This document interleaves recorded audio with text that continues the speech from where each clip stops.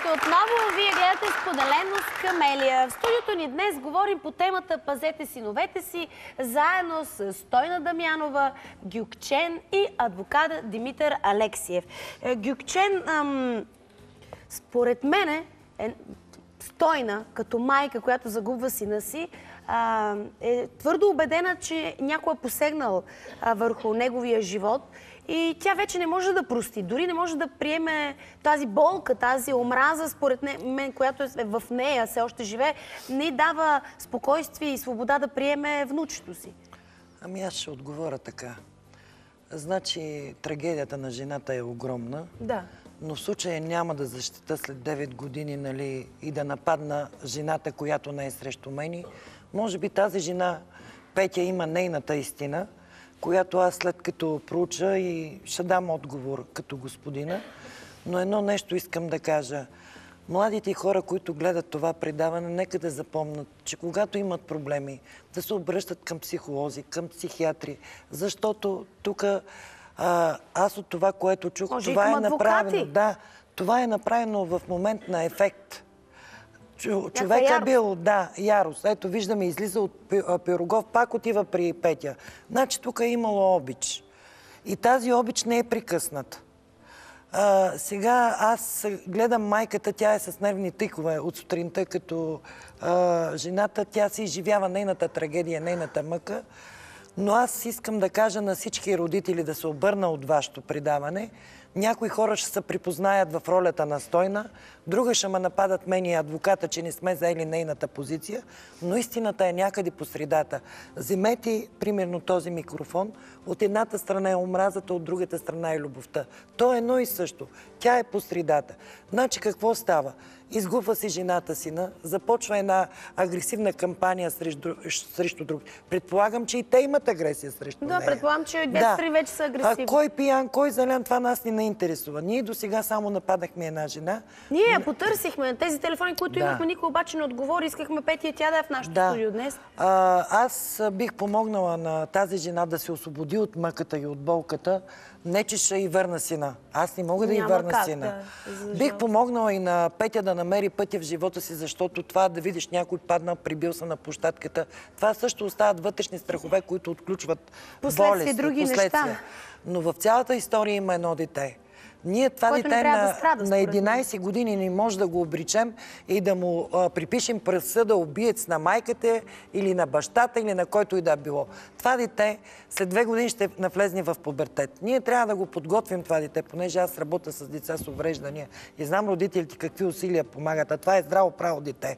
Защо ние да оставим на 12-13 години това дете, когато е в пубертет, да търси пътя си и да тръгне по криви пътища и такова? Точно сега е момента обществото да се намеси. Самата тя не казва кой е баща и какво е така, станало. аз не ви обвинявам вас. Просто казвам какво ние трябва да направим тук нататък. Извинявай, ти потърсила ли си така, както в днешно време много жени, много хора, алтернативен съвет, да си ходя при врачки, някой да ти е казал, ама еди какво седиш, ходила си. А какво са ти казвали? Значи на 45-ти или 47-я ден. Си ходила? Да, една ясновидка. Какво ти каза тя? Идваше. Аз не съм вярвала във врачки, в такова преди, нали. Окей, ма тя какво ти каза? Тя ми, за да й повярвам, ми описа как изглежда сина ми, какви са му очите, каква му е косата, тя говори как с него, с душата му ли, какво? Да. И прави контакти. Той казва, първите думи му бяха: маме, така е, не те послуша, сега си понасям последствията. А каза ли детето негово ли е? Не ли негово? Каза, че не е негово. Аз не съм убедена в тази дама, която говори.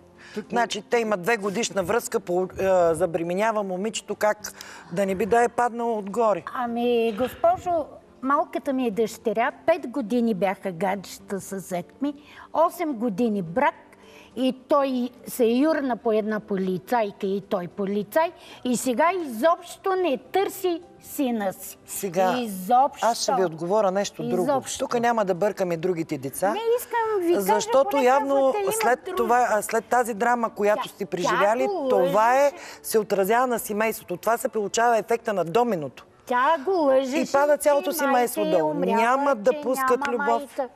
после мина известно време и така, каза, те са си установили че техните случаи. баща й е Значи ти докарал... всъщност тази контактьорка от Враца ти е казала, че синът и всъщност е казала, че детето не е негово.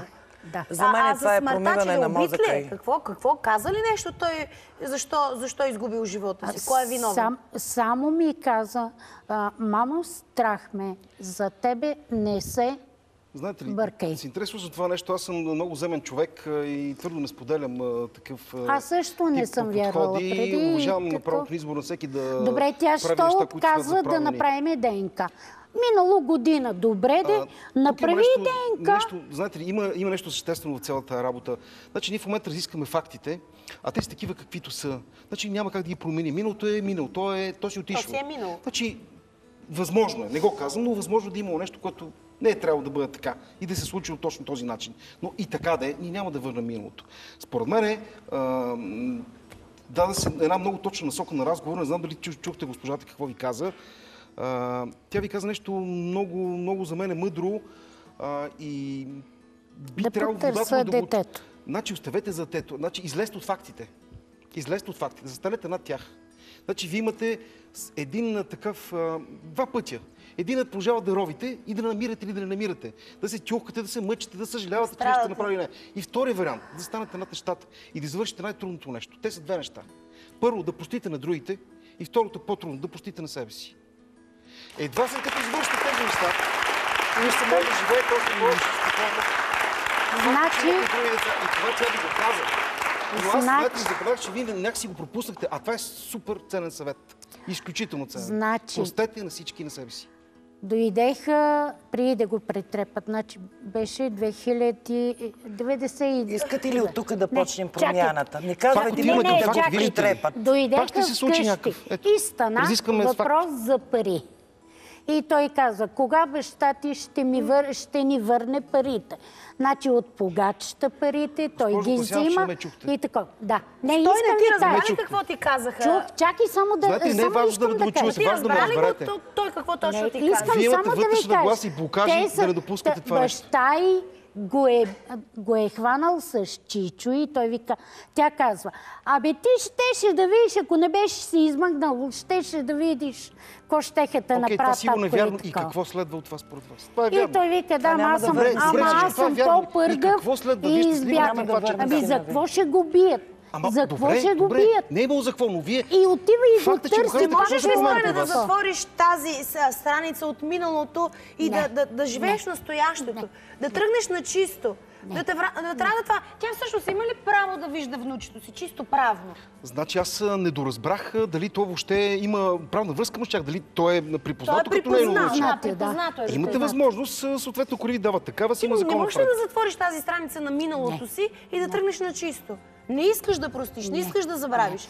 Значи, нека стане още една Понеже и тогава ще потърсим. Тук не съм като гадателката Гюкчен, нали? Тук съм като психолога, който е завършил, но сега ще отговоря като гадателката. Защото госпожата търси причината за смъртта на сина й. Причината за смъртта на сина й винаги човек, когато се наранява или се самонаранява или бъде нападан, е предизвикана отвътре от него. Първата причина. Втората причина, като гадателка и казвам, тук няма магии, няма такива неща, просто тук има наранени страни. Така, за вашата контактьорка, тя достатъчно добре ви е промила мозъка, за да живеете следващите 9 години вие в едно наказание, без да искате да си наказвате и децата. Ако искате да ви помогна, елате ще ви помогна на цялото семейство, за да издърпаме ефекта на доменото и другите да ни падат. Тъй като властта при вас, нали, и следващите 2 години вие ще ми отключите много сериозно заболяване с диабет. И тогава и ние няма да може да ви помогнем. Така, това от тази отрова, която изсипахте тук, това отключва диабета. След това, като гадателка искам да ви кажа, вие ще търсите това дете, но това дете дали то ще ви прости един ден за причинената мъка? Стойна, мисля, че имаш доста върху какво да помислиш. Уважаеми зрители, това беше за днес от всички нас, освен с програмата на TV7. Хубав следобед.